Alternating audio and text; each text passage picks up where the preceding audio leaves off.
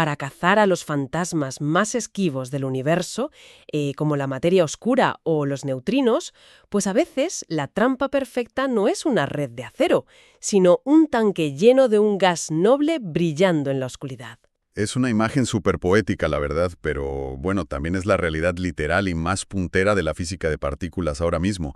O sea, si no logramos entender con absoluta precisión cómo y por qué brilla esa trampa, pues jamás sabremos qué es exactamente lo que hemos cazado. Una realidad verdaderamente fascinante.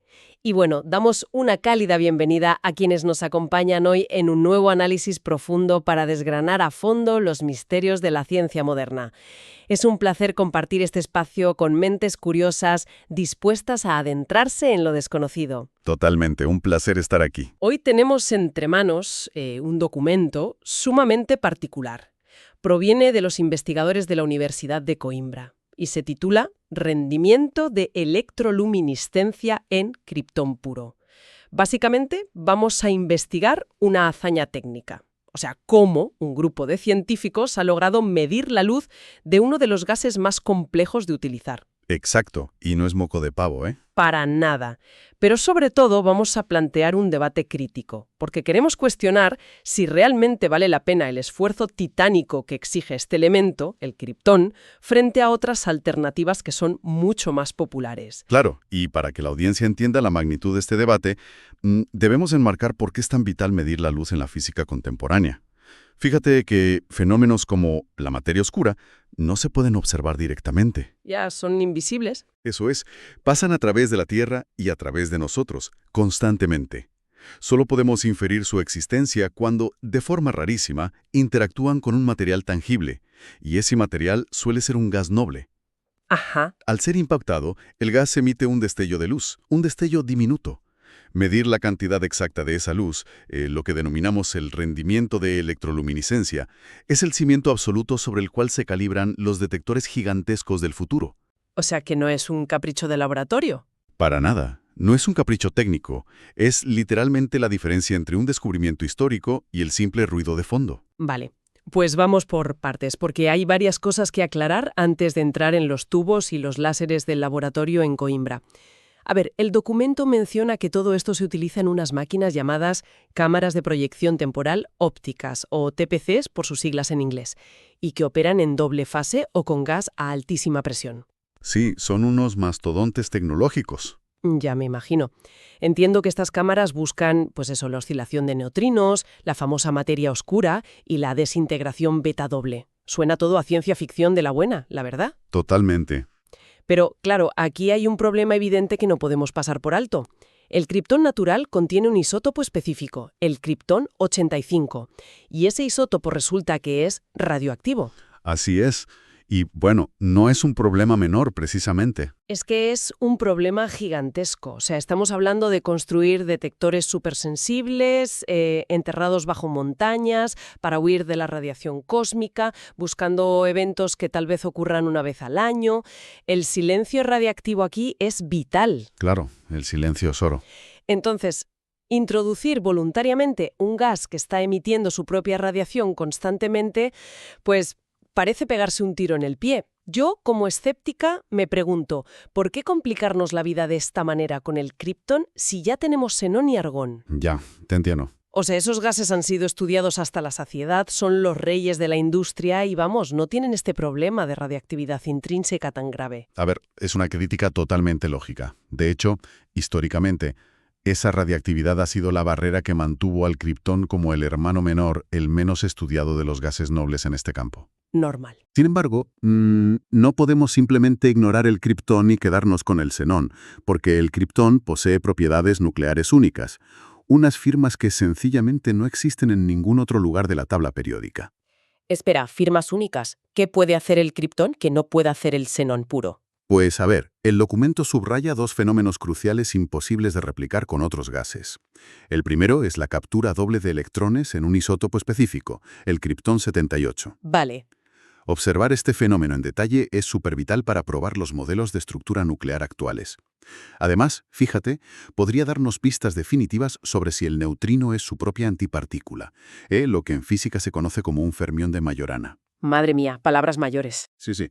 Si descubrimos que lo es, obligaría a reescribir gran parte del modelo estándar de la física de partículas. Casi nada. Y bueno, el segundo fenómeno es la búsqueda de acciones solares hadrónicos. Acciones. Esas son partículas hipotéticas, ¿verdad? Exactamente. Son partículas extremadamente ligeras que a día de hoy son excelentes candidatas para explicar la materia oscura. Se postula que estos acciones solares específicos podrían ser emitidos y luego detectados aprovechando las transiciones del núcleo de otro isótopo del criptón, el criptón 83. Ajá, el 83. Eso es.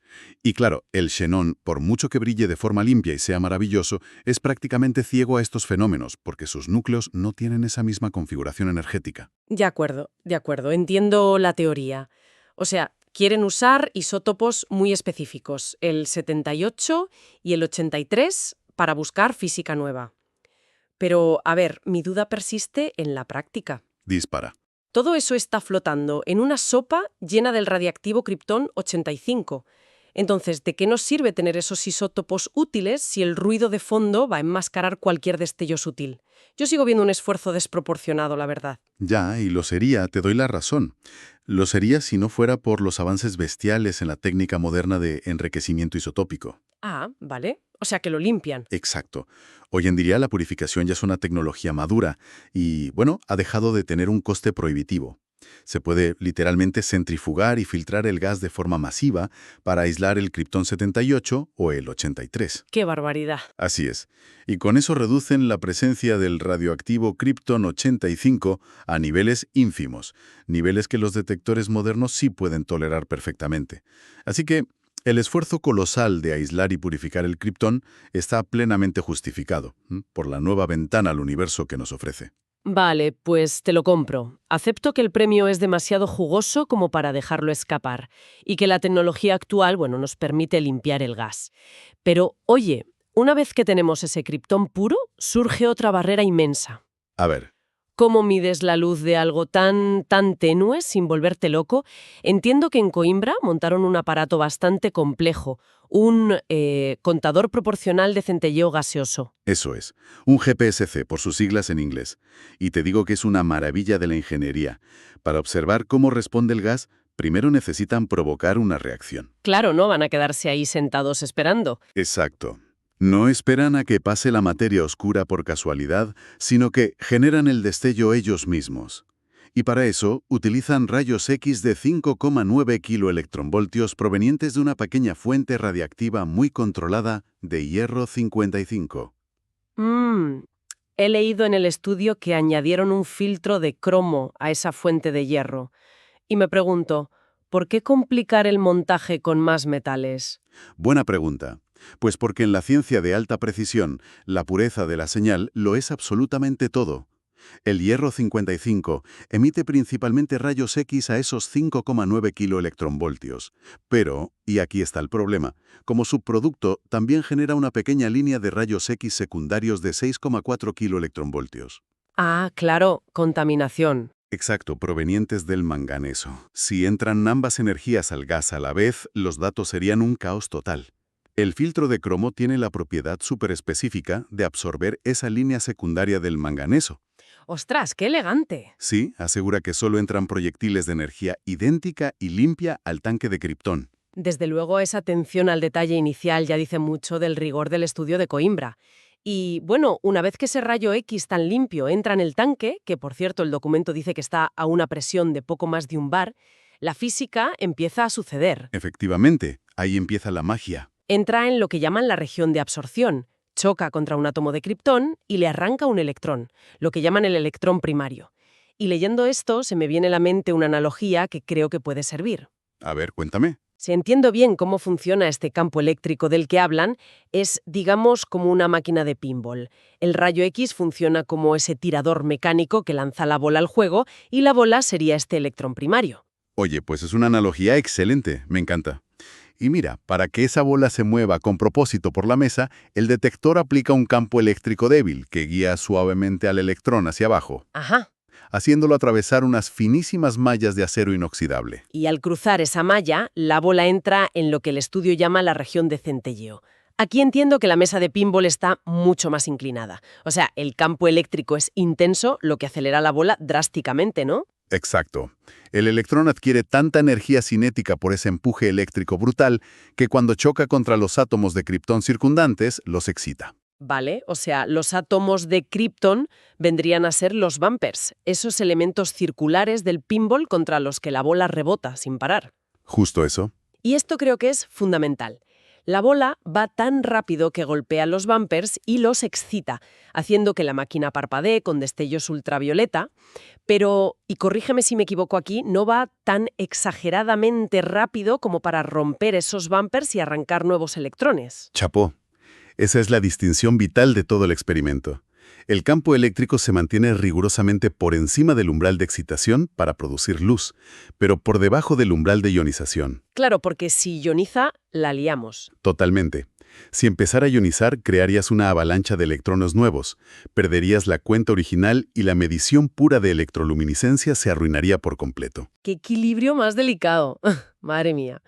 Ahora, la luz que sale de esos rebotes, que dicen que brilla a unos invisibles 148 nanómetros en el espectro ultravioleta, pues me resulta curioso de dónde sale exactamente. Es una parte preciosa de la física. Porque, a ver, no es simplemente que el átomo de kriptón se encienda como una bombilla incandescente y ya está, ¿verdad? No, qué va. Y lo fascinante aquí es que la física subyacente a ese destello es de una belleza cuántica excepcional. Fíjate que la luz no proviene de un solo átomo rebotando. Ah, no. No. Cuando el electrón impacta un átomo de kriptón, lo deja en un estado excitado súper inestable. Y debido a que hay muchos átomos muy juntos por la presión, ocurren colisiones de 3 cuerpos. Vale, ¿se chocan entre ellos? Exacto. Ese átomo excitado se engancha rápidamente con un átomo en estado normal para formar una molécula temporal. En física de gases nobles, a esto lo llamamos un excímero. En el documento lo abrevian como Kr2. O sea, es decir, el gas crea moléculas fantasma que solo nacen a partir de la colisión. Exacto. Es una entidad efímera que existe solo una diminuta fracción de segundo. Sus estados moleculares están entrelazados temporalmente. Pero, y aquí viene lo bueno, es un estado repulsivo. Que no se soportan, vamos. Eso es. Los átomos no quieren estar juntos, así que la molécula colapsa, se desarma violentamente volviendo a ser átomos individuales básicos, y, al hacerlo, expulsa toda esa energía excedente en forma de un único fotón ultravioleta de vacío. ¿Qué pasada? Esa luz específica, producto de la muerte del excímero, es lo que el sensor debe captar. Producir moléculas fantasma para que su desintegración ilumine el tanque. Es espectacular a nivel conceptual, me fascina. Pero bueno, todo esto nos lleva al obstáculo metodológico más grande de la investigación, a mi parecer. Adelante. A ver. Generar luz es hasta cierto punto sencillo con un buen campo eléctrico, ya lo hemos visto. Pero, ¿cómo mides de manera fiable una luz invisible y logras decir, oye, aquí se han producido exactamente 113 fotones? Ya, es el gran reto. Porque ver luz es fácil, pero contarla fotón a fotón es una pesadilla de calibración. ¿Qué tipo de sensor pones ahí dentro para medir una luz tan tenue sin que el propio campo eléctrico, que es bestial, lo destruya? Pues utilizaron un sensor sumamente avanzado llamado fotodiodo de avalancha de gran área, de silicio, o LAPD por sus siglas en inglés. Y bueno, para integrarlo de forma impecable, sin fugas de gas, lo sellaron al vacío utilizando un anillo de indio. Un anillo de indio. Sí, el indio es un metal muy maleable que crea juntas perfectas a nivel criogénico o de altísima pureza. Vale, o sea, el hardware suena muy avanzado. Pero el verdadero desafío, como hemos visto en muchos otros experimentos que hemos analizado, es la calibración. Sin duda. Si quieres dar un número absoluto de rendimiento, necesitas una regla de medir inquebrantable. Y aquí, tengo que decirlo, es donde su metodología me genera un profundo escepticismo. Ah, ¿sí? ¿En qué sentido? En cómo configuran el entorno para usar esa dichosa regla de medir. Según relata el estudio, la mayoría de los rayos X se absorben en el gas, inician la reacción del pinball que decíamos y el sensor LAPD detecta el pulso grande de luz resultante. Correcto. Pero también explican que permiten deliberadamente que una pequeña fracción de esos mismos rayos X cruce todo el gas sin chocar con absolutamente nada. Sí, la fracción residual. Exacto. Esos rayos X residuales terminan estrellándose directamente contra el propio sensor de silicio, generando un segundo pulso eléctrico más pequeño Todo esto ocurriendo en el mismo tanque al mismo tiempo. Efectivamente, es un registro simultáneo. Un momento, a ver si lo entiendo. Me estás diciendo que disparan los rayos X y dejan que golpeen directamente el sensor que está intentando medir la luz sutil. Básicamente sí. Eso suena a un cóctel desastroso. O sea, es como intentar escuchar el susurro de alguien en un teatro mientras otra persona está tocando una trompeta justo al lado de tu micrófono. Tienes la señal de la luz y el impacto eléctrico del rayo X saturando el mismo chip. Entiendo por qué lo ves así. Es que no es lógico pensar que los datos se van a contaminar profundamente unos con otros. Yo qué sé, sería mucho más seguro usar dos sensores completamente separados, o calibrar el sensor un día con los rayos X y medir la luz del gas al día siguiente, digo yo. A ver, entiendo tu reticencia inicial. O sea, a primera vista parece contraproducente golpear el sensor que precisamente intentas proteger. Pero si analizamos el panorama general de la experimentación de altísima precisión, te aseguro que esta decisión no es un caos. Es el mayor pilar de fiabilidad de todo el estudio. Pues tendrás que convencerme, porque me sigue pareciendo un riesgo innecesario. Pensemos en lo que sugieres. Usar sensores distintos o calibrar en días diferentes. Eso, amiga mía, introduce al enemigo mortal del físico experimental. ¿Cuál? La variabilidad del entorno. La ganancia de estos fotodiodos de avalancha es increíblemente sensible. Una fluctuación mínima en la temperatura del laboratorio o una variación imperceptible en el voltaje de la fuente de alimentación Ajá. alterará radicalmente cómo el sensor multiplica los electrones. Vale, sí, el entorno cambia. Eso es cierto para cualquier máquina, por muy avanzada que sea. Pero, fíjate, al registrar ambas señales con el mismo sensor, operando bajo los mismos 1840 voltios simultáneamente, logras anular por completo el margen de error ambiental. Ah, vale, empiezo a ver por dónde vas. Si hace un poco más de calor en el tanque, la ganancia del sensor cambia, sí, pero afecta a la señal de luz y a la señal del rayo X directo exactamente en la misma proporción. Su relación matemática, que es lo que realmente nos interesa, permanece inalterable. Es una calibración autolimitante brillante. Vale. Paremos un momento a analizar esto. Si están ocurriendo a la vez en el mismo sitio, ¿cómo sabes cuál es cuál en los datos? ¿No se ciega el sensor con el impacto? Temporalmente y espacialmente son bastante distinguibles. El impacto directo del rayo X genera un pico pequeño, muy nítido y rápido en el espectro energético, Vale, un pico claro. mientras que la luz del gas produce un pulso de mucha mayor amplitud y con una forma de onda diferente, más ancha. Y bueno, lo más crucial de todo es que la ciencia detrás del impacto del rayo X en el silicio se conoce a un nivel de perfección matemática inaudito. A ver, explícame eso de la perfección matemática. ¿Cómo de exacto puede ser ese impacto directo? Pues décadas de estudio en física de semiconductores nos han dado una constante, llamada el valor W. En el silicio, a esa temperatura de operación, se requieren exactamente 3,62 electronvoltios de energía para romper un enlace y crear un par electrón hueco. 3,62. Una constante pura. Exacto. Así que la matemática es aplastantemente directa. Un rayo X de 5,9 kiloelectronvoltios, si choca directamente sin perder energía en el gas, creará exactamente 1,63 por 10 a la 3 electrones en el sensor. O sea, 1630 electrones. Ni uno más ni uno menos. Ni uno más ni uno menos, es matemática pura. Vale, ahora sí que lo pillo. O sea, es una pasada. Tienen una regla matemática irrefutable operando como patrón interno. Registran el pulso inmenso generado por la luz del gas. Luego toman ese pequeño pulso del rayo X, del que saben con absoluta certeza que representa exactamente esos 1630 electrones. Lo comparan. Eso es. Comparan las dos amplitudes, aplican factores de corrección geométricos que miden la opacidad de las mallas y la geometría del tanque, y de ahí extraen el rendimiento absoluto de fotones emitidos. De acuerdo. Oye, pues visto así, con esa constante del silicio tan sumamente estricta, debo admitir que tener ambas señales en el mismo chip evita que una variación de temperatura arruine el mes de trabajo. Es, vamos, una maniobra elegantísima para aislar el experimento de la realidad física del laboratorio. Totalmente. Es un trabajo finísimo. Entremos a la fase final del documento. Es hora de juzgar los resultados reales. ¿Qué descubrieron en Coimbra sobre el criptón que justifique todo este andamiaje brutal? Pues presentan una serie de gráficas donde destacan la tendencia lineal del rendimiento de electroluminiscencia reducido. Pero, para simplificarlo y no perdernos en la jerga, nos entregan un parámetro de amplificación concreto y definitivo. ¿Cuál es el número mágico? 113 fotones producidos por cada kilovoltio por cada electrón derivado. 113 fotones. Es un número que parece, bueno, muy específico, pero imagino que para diseñar la óptica de los detectores masivos del futuro es oro puro. Lo es, sin ninguna duda. También corroboran experimentalmente algo súper importante.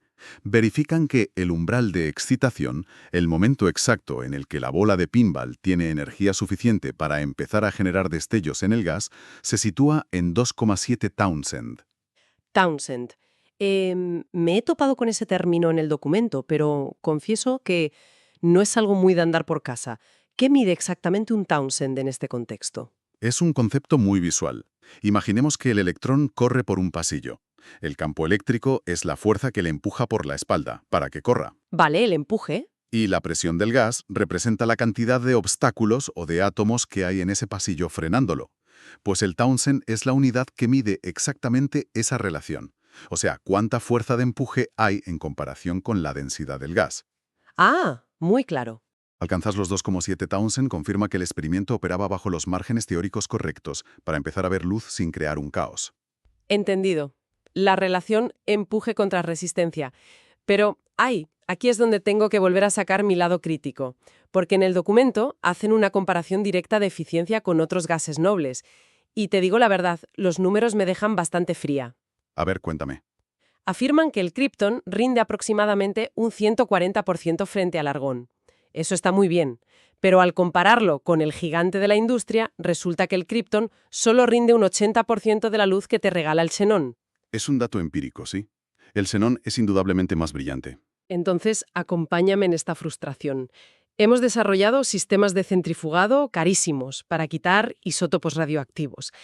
Hemos diseñado un detector con fotodiodos sellados con indio, usando matemáticas de semiconductores ultra precisas para una calibración simultánea loquísima. Todo un despliegue, sí. Todo ese despliegue. Y resulta que nuestro material estrella sigue siendo un 20% menos brillante que el xenón de toda la vida. O sea, volvemos a invertir un esfuerzo masivo en la medalla de plata de la luminosidad. ¿Acaso no es una pequeña derrota científica? A ver, esa es una perspectiva muy arraigada en el afán por el rendimiento bruto, ¿no? Que es común en la ingeniería comercial. Pero claro, la ciencia de frontera no siempre busca simplemente la bombilla más brillante. Ya, claro, no es para iluminar un salón. Exacto.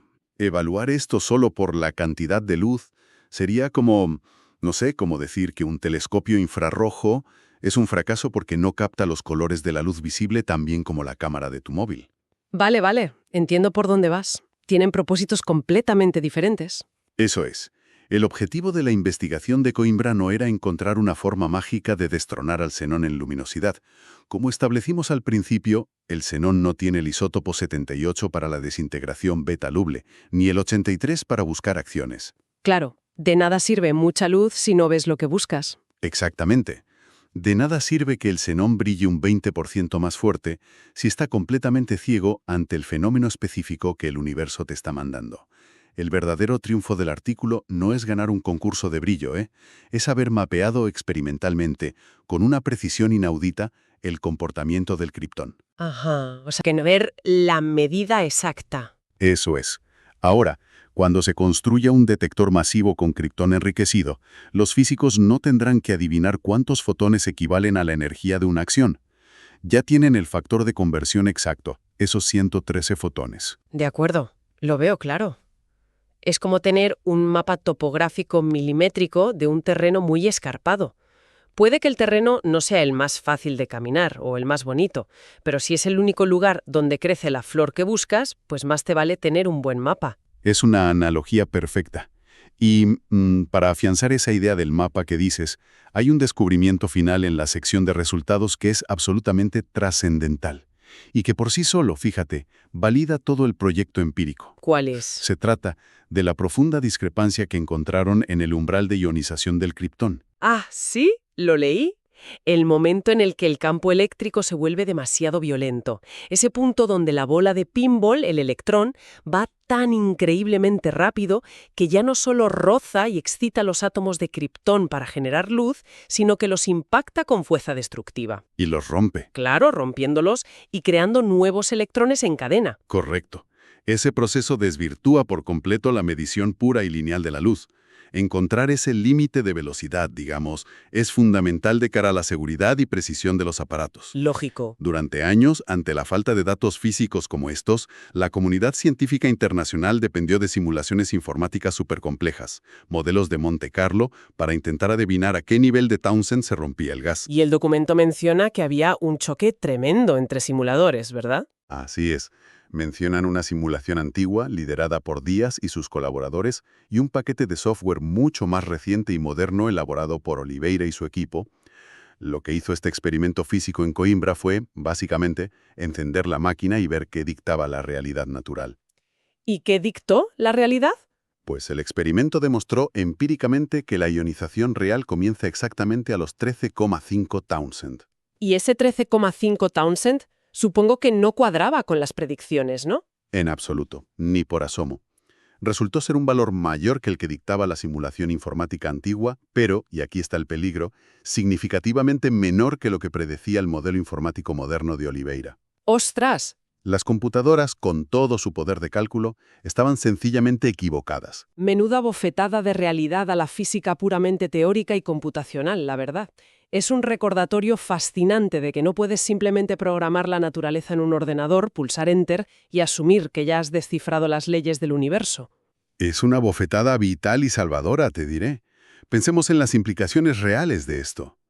Imaginemos que un consorcio internacional invierte cientos de millones de euros en construir un observatorio subterráneo de materia oscura utilizando kriptón. Una inversión brutal.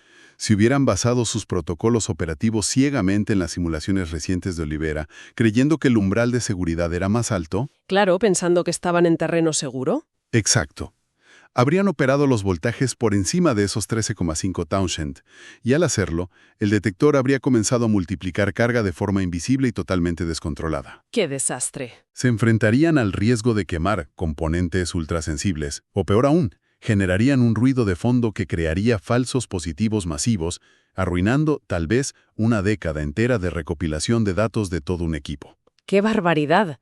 O sea, conocer este límite físico inamovible salva a la próxima generación de experimentos del fracaso metodológico absoluto. Demuestra que el experimento de laboratorio meticuloso, el acto mancharse las manos de observar la realidad de forma directa, sigue siendo, vamos, absolutamente irreemplazable. Total y absolutamente irreemplazable. Es asombroso cómo un simple número, ese 13,5, puede significar la diferencia entre ganar un premio Nobel o tirar millones de euros a la basura por un diseño defectuoso. Así de fina es la línea en esta ciencia. Pues mirando en retrospectiva toda nuestra exploración de hoy, el viaje del kriptón es verdaderamente asombroso. Comenzamos dudando seriamente de la sensatez de lidiar con un gas radioactivo e indeseable. Pero a medida que hemos desgranado la investigación, queda patente que, una vez purificado tecnológicamente, es una herramienta con un valor incalculable. Sin duda alguna. Nos abre puertas que el xenón simplemente mantiene cerradas con llave, como esa captura electrónica doble o los esquivos a acciones. Y a nivel puramente ingenieril, la verdad, este estudio asienta bases históricas. Lograr una calibración tan inmune a la variación ambiental, midiendo los impactos directos de rayos X y luz simultáneamente, es brillante. Han grabado en piedra ese rendimiento de 113 fotones, proporcionando a toda la comunidad científica una constante hiperfiable para futuras construcciones. Y, por supuesto, la victoria definitiva de la realidad tangible sobre la virtualidad de la simulación computacional. Ese es el gran legado de este estudio de la Universidad de Coimbra. Totalmente de acuerdo. Con todo esto en mente, me gustaría plantear una reflexión final para quienes nos escuchan hoy, algo para que exploren y le den vueltas por su cuenta. Si durante tantas décadas la comunidad científica apartó al kriptón al rincón de las herramientas defectuosas por su molesta radiactividad, y hoy comprobamos que, refinándolo con tenacidad, podría tener la clave para revelar de qué está hecha verdaderamente la masa invisible de las galaxias, Ajá. que otros materiales, ideas o tecnologías que hoy consideramos ruidosas, defectuosas o inservibles en otras áreas del conocimiento, podrían estar ocultando, justo bajo la superficie, las respuestas a los enigmas más profundos que nos quedan por resolver. Es una pregunta excelente. Ha sido verdaderamente enriquecedor recorrer este camino. Agradecemos enormemente a la audiencia que nos ha acompañado hoy a cuestionar, entender y asombrarse con las fronteras de la física. Cazar a los fantasmas del universo requiere una paciencia infinita, herramientas súper ingeniosas y, por encima de todo, la voluntad irrenunciable de mirar más allá de la superficie aparente. Hasta la próxima exploración. Hasta la próxima.